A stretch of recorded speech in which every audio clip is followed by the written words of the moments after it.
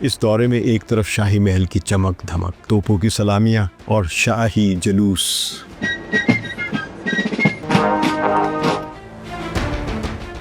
وہ کمرے جہاں طاقتور ملک مستقبل کے فیصلے کر رہے ہیں۔ یہ فیصلے کہ سرمایہ کاری کہاں ہوگی، کس ملک پر پابندی لگے گی اور کس خطے میں جنگ یا امن کی کہانی آگے بڑھے گی۔ کیا یہ حکمت عملی دنیا کو محفوظ بنائے گی، چین کو کنٹین کرنا، یا ایک نئی سرد جنگ کی بنیاد ڈالی جا رہی ہے؟ برطانوی حکومت نے تصدیق کی ہے کہ امریکہ سے برطانیہ میں 150 ارب اسٹرلنگ پاؤنڈز کی براہ راست سرمایہ کاری ہونے جا رہی ہے۔ غزہ کی صورتحال پر بھی بات ہوئی۔ برطانیہ کہتے کہ انسانی بحران روکنا ضروری ہے، لیکن ٹرمپ اسرائیل کی سلامتی کو مقدم قرار دیتے ہیں اور ساتھ ہی انسانی امداد کی بات بھی کرتے ہیں۔ ثقلین امام کو سلام قبول کیجیے۔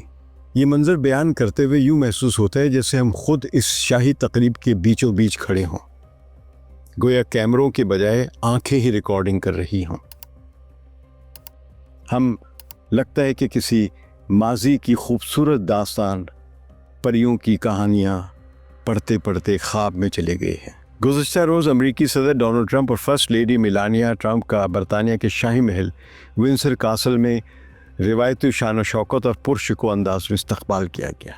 امریکی صدر ڈونلڈ ٹرمپ اور فرسٹ لیڈی میلانیا کا ہیلی کاپٹر میرین ون دھیرے دھیرے ونسر کے سبزہ زار پر نیچے اتر رہا تھا۔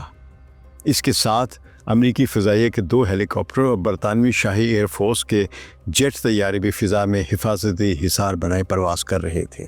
میرین ون کا لینڈنگ پوائنٹ وہی تاریخی فروگمور ہاؤس کے باغات تھے جو ونسر کاسل کے قریب صدیوں پرانی عمارات اور شاہی درختوں کے بیچم بیچ ایک نیم پوشیدہ جواہر کی مانند ایک جگہ ہے۔ یہ جگہ عام لوگوں کے لیے اکثر بند رہتی ہے اور صرف شاہی تقریبات کے موقع پر کھولی جاتی ہے۔ ہیلی کاپٹر کے زمین کو چھوتے ہی اس کی پرچم کشا سفید اور سبز روشنیوں نے زمین کو ایک لمحے کے لیے جگمگا دیا۔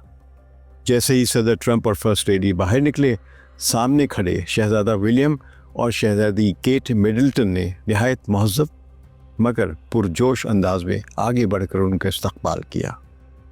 شہزادی کیٹ نے ہمیشہ کی طرح گہرے نیلے رنگ کا شاہی لباس سے بتن کر رکھا تھا، جبکہ شہزادہ ولیم نے سوٹ پہنا ہوا تھا اور صدر سے مصافحہ کیا۔ اس لمحے کی خاص بات یہ تھی کہ استقبال ونسر کاسل کے مرکزی دروازے پر نہیں بلکہ قدیم شاہی مطبخ خانے کی عمارت کے سامنے کیا، جو اب شاہی باغات کا حصہ ہے۔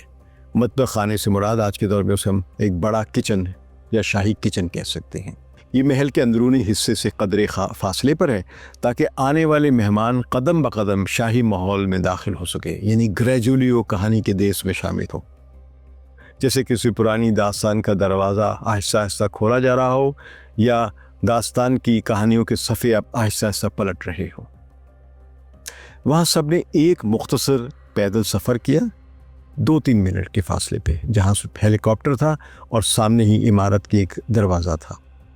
چند منٹ بعد صدر اور فرسٹ لیڈی 2 شاہی بگیوں میں سوار ہوئے اور یہاں پہ سوار ہونے سے پہلے ان کا استقبال بادشاہ چارلس اور ملکہ کامیلا نے کیا۔ پہلی بگی میں صدر ٹرمپ کے ساتھ بادشاہ چارلس بیٹھے اور دوسری میں ملکہ کامیلا کے ساتھ فرسٹ لیڈی میلانیا بیٹھی۔ ان دونوں بگیوں کے پیچھے پیچھے شہزادہ ولیم اور شہزادی کیٹ اور دیگر جو ڈونلڈ ٹرمپ کے دورے میں کے وفد میں لوگ آئے ہوئے تھے، انہوں نے بگیوں میں سواری کی۔ یہ بگیاں سڑکوں سے نہیں بلکہ گھنے درختوں اور ہرے بھرے لان سے گزرتے ہوئے ایک کچی سی سڑک پر تقریباً 1.5 کلومیٹر کا فاصلہ طے کر کے ونسر کاسل کے مرکزی صحن تک پہنچی، جسے یہاں پہ کوارڈرنگل بھی کہا جاتا ہے۔ یہ چوکور نما بڑا سا گراؤنڈ ہوتا ہے۔ راستے میں جو عوام دیکھ رہے تھے انہوں نے ہاتھ ہلا ہلا کر ان کا خیر مقدم کیا، گویا کوئی بادشاہت کے سنہرے دور کی کہانی ہو اور کوئی بزرگ بچوں کو کہانی سنا رہا ہو۔ جب یہ شاہی پروسیشن ونسر کاسل کے اندر داخل ہوا تو فضا میں توپوں کی سلامی کی گونج بلند ہوئی۔ 41 توپوں کی سلامی پورے ونسر کے آسمان پر دھواں چھوڑ رہی تھی۔ اس کے ساتھ ہی فوجی بینڈ نے برطانوی شاہی دھنیں بجائیں۔ یہ منظر ایک عجائب گھر کی تصویر کی مانند تھا کہ آپ نے عجائب گھر کے نوادرات کو خوبصورت صاف کر کے سڑک پر رکھ دیا ہو اور ان نوادرات میں جو سپاہی نما چیزیں ہیں وہ حرکت کرنا شروع کر دیں۔ صحن میں کھڑی گارڈز ریجیمنٹ اپنے مخصوص سرخ وردی اور سیاہ بالوں والی لمبی ٹوپیوں میں ایسے لگ رہے تھے جیسے صدیوں پرانی تصویریں اچانک زندہ ہو کر ہمارے سامنے کھڑی ہو گئی ہوں اور چلنا پھرنا شروع کر دیں۔ ان کے جوتوں کی چمک دھوپ میں آنکھوں کو خیرہ کر رہی تھی۔ ہر فوجی کا انداز یوں تھا جیسے وہ کسی شاہکار کا حصہ ہو جسے دیکھنے والے محو ہو جائیں۔ صدر ٹرمپ اور بادشاہ چارلز آہستہ آہستہ ان ریجمنٹ کی معائنے کے لیے آئی، فوجیوں کے سامنے سے گزرے۔ چارلز کے انداز میں وہی پرانی شاہی تربیت جھلک رہی تھی، جبکہ ٹرمپ اس منظر کو حیرت اور فخر کے ساتھ دیکھ رہے تھے۔ اس کے بعد فوجی بینڈ نے مارچ پاسٹ شروع کیا۔ ڈھول کی تھاپ، بیوگل کی آواز اور جوتوں کی دھمک، سب کچھ ایسا لگ رہا تھا جیسے ماضی کا کوئی عظیم سامراجی خواب ایک بار پھر زندہ ہو گیا ہو۔ پرانا امپیریلزم دوبارہ سے حرکت کرنے لگ جائے اور زندہ ہو گیا ہو۔ یہ صرف ایک رسمی تقریب نہیں تھی بلکہ ایک پیغام تھا، ایک پیغام جو برطانیہ اپنے عوام کو دینا چاہتا تھا کہ ہم آج سپر پاور نہیں ہیں، لیکن ہماری تاریخ، ہمارے اتحادی اور ہمارے تعلقات ہمیں اب بھی دنیا کی سیاست میں خاص مقام دیتے ہیں۔ گویا یہ سب کچھ برطانیہ کا کولونیل ناسٹلجیا تھا، ایک پرانا خواب جسے وہ امریکی صدر کے ساتھ اس لمحے دوبارہ جی رہا تھا۔ لیکن سوال یہ ہے کہ یہ سب کس کے لیے؟ اتنی چمک دمک ایک ایسے صدر کے لیے جس کے آج کے دور کے مغرب کی اقدار بھی ابھی تک پچھلی صدی کے اوائل کی ہیں، جس پر نسل پرستی، عورت دشمنی اور امیگرینٹس کے خلاف نفرت انگیزی پھیلانے کے الزامات ہیں۔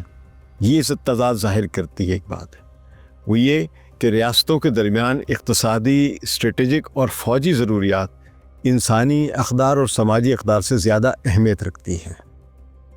طاقتور ممالک انسانوں کی حقوق کی باتیں اکثر کمزور ملکوں کو قابو میں رکھنے کے لیے کرتے ہیں، لیکن طاقتور اتحادیوں کے لیے یہ اصول پس منظر میں چلے جاتے ہیں۔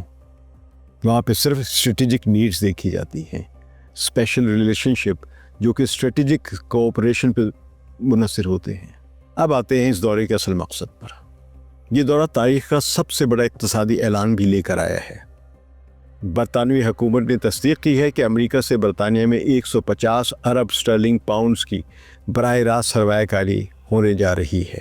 یہ سرمایہ کاری مختلف شعبوں میں ہو رہی ہے: technology, life sciences, clean energy, data centres اور ایڈوانسڈ مینوفیکچرنگ۔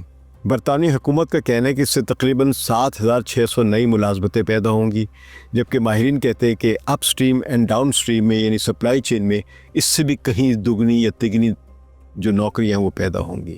یہ سب سے بڑا اعلان ہے امریکی پرائیویٹ ایکویٹی فرم نے کیا ہے جو بلیک سٹون کے نام سے جانی جاتی ہے۔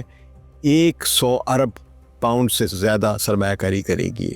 اس کے علاوہ پرولوگس نے 3.9 ارب پاؤنڈ کی سرمایہ کاری کا وعدہ کیا ہے، خاص طور پر لائف سائنسز اور ایڈوانسڈ مینوفیکچرنگ کے منصوبوں میں۔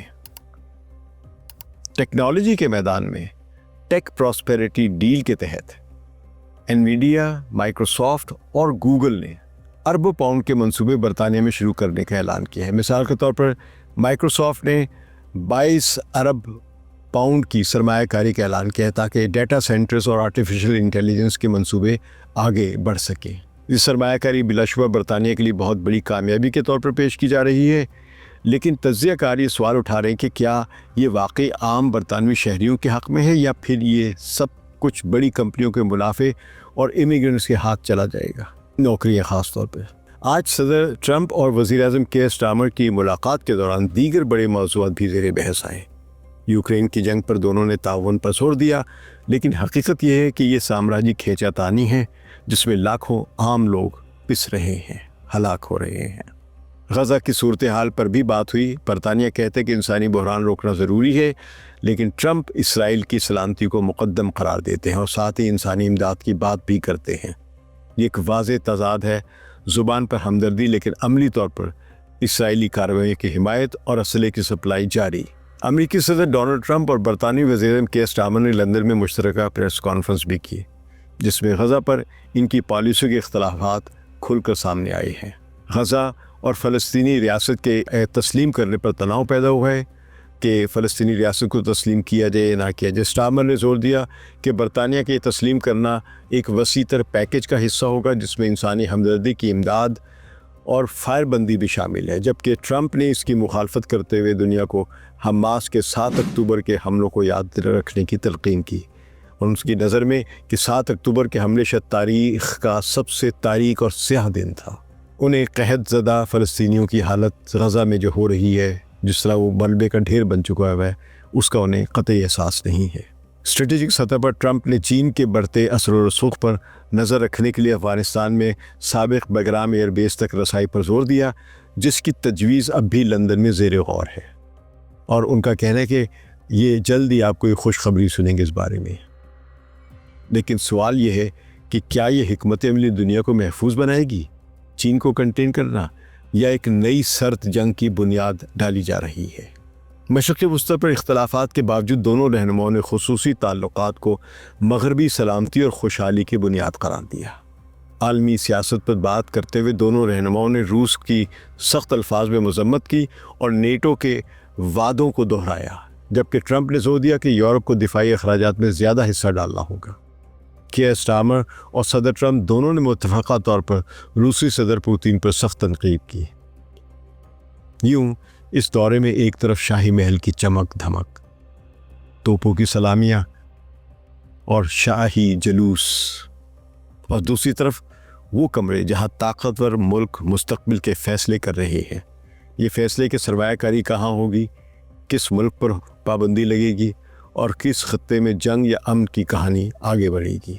صدر ٹرمپ کا یہ دورہ مکمل ہو چکا ہے، لیکن اشارے واضح ہیں۔ برطانیہ اور امریکہ اپنے اپنے تعلقات کو مزید گہرا کر رہے ہیں، اور اس تعلق کی قیمت دنیا کے دوسرے خطے اور عوام چکائیں گے۔ اگر یہ ویڈیو آپ کو پسند آئی ہے تو اس کو لائک کریں اور اس پر کامنٹس دے کے اپنا فیڈ بیک ضرور دیں۔ شکریہ۔ ثقلین امام کو اجازت دیجیے۔ خدا حافظ۔